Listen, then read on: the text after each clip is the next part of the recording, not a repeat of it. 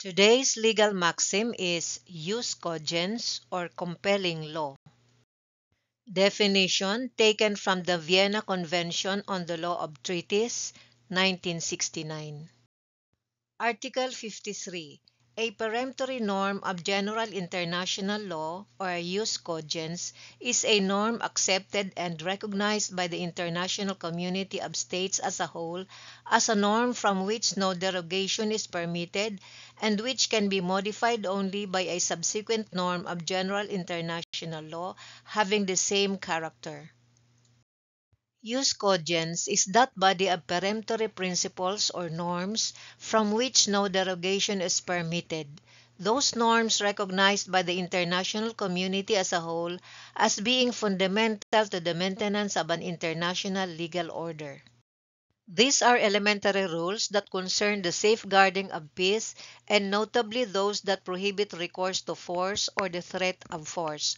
Norms of a humanitarian nature are included, such as prohibition against genocide, slavery, and racial discrimination. These are rules that are binding on all states regardless of their consent because they are considered essential to the international community's moral and legal order. Jus cogens may therefore operate to invalidate a treaty or agreement between states to the extent of the inconsistency with any of such principles or norms. Examples of jus cogens norms. Commonly recognized examples include prohibition of genocide, prohibition of slavery and human trafficking, prohibition of torture, prohibition of aggression or unlawful use of force, prohibition of piracy, prohibition of racial discrimination and apartheid, prohibition of crimes against humanity, and right to self-determination of peoples. Prohibition of genocide. The intentional destruction of a national, ethnic, racial, or religious group is absolutely forbidden. Prohibition of slavery and slave trade. Enslavement in any form, including human trafficking, is forbidden under international law. Prohibition of torture. Torture and cruel, inhuman, or degrading treatment are never allowed, even during war or emergency. Prohibition of aggression. States are prohibited from waging aggressive war or using force except in self-defense or under UN authorization. Prohibition of piracy. Acts of piracy on the high seas are universally punishable under international law. Prohibition of racial discrimination and apartheid.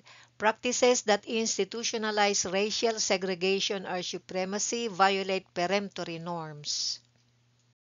Prohibition of crimes against humanity. Systematic or widespread attacks against civilians like murder, enslavement, deportation, persecution, etc. are universally criminalized. Right to self-determination of peoples. Peoples have the right to freely determine their political status and pursue economic, social, and cultural development. Legal effects. 1. Any treaty conflicting with a jus cogens norm is void and has no legal effect. 2. States cannot justify violations of these norms by invoking domestic law or other treaties. And 3. These norms reflect the highest hierarchy in international law. Illustration. If two countries signed a treaty allowing slavery, that treaty would be void ab initio or invalid from the beginning because it violates the jus cogens prohibition of slavery. Related concept, obligations erga omnes. These are duties owed by all states toward the international community as a whole, like not to commit genocide or aggression.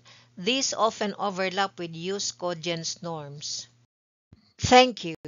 If you find this presentation helpful, please subscribe to receive notification of future lectures.